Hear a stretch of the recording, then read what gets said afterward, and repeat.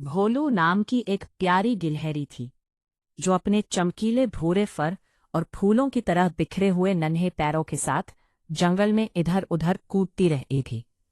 उसकी पूंछ हमेशा एक सुनहरी चमक बिखेरती थी और उसकी छोटी हरी जैकेट उस पर एक खास आकर्षण देती थी। भोलू न केवल सबसे प्यारी गिलहरी थी बल्कि जंगल की सबसे मेहनती जीवों में से एक भी थी। लेकिन उसके साथ एक छोटी सी समस्या थी। वह हमेशा चीजें रखकर भूल जाती थी। एक सुनहरी दोपहर जब सूरज की किरणें पेड़ों के बीच से झांक रही थी, भोलू ने सोचा कि आज वह अपना सुनहरा अखरोट ढूंढेगी। वह उसे एक बहुत ही खास जगह पर पिछले साल छिपा चुकी थी। पर समस्या ये थी कि उसे याद नहीं आ रहा था कि वह खास जगह बरगद के पेड़ के नीचे थी, झरने के पास थी या पुरानी गुफा में। सोचो भोलो, सोचो, उसने अपनी नाक खुजलाते हुए खुद से कहा। उसके मन में एक हलचल थी। उसने पहले ही विचार किया कि क्या उसे अपनी खोज में सफल होने का कोई मौका मिलेगा। सबसे पहले वह भागकर पुराने बरगद के पास गई। वहां उसने खूब खुदाई की, अपनी नन्ही पंजों से मिट्टी को उड़ाकर। लेकिन उसे अखरोट की जगह एक पुराना ढक्कन और एक गुस्से वाला केंचुआ मिला। केंचुआ बोला, यहाँ कोई अखरोट नहीं है भोलू, जाओ मुझे सोने दो।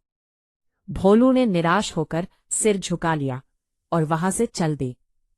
फिर भोलू कूदते हुए झरने के पास पहुंची। उसने हर चिकने पत्थर के नीचे देखा, अपना दिल थामे हुए। वहां उसे एक मेंढक मिला जिसने पूछा, भोलू, क्या तुम इस गीली पत्ती को ढूंढ रहे हो?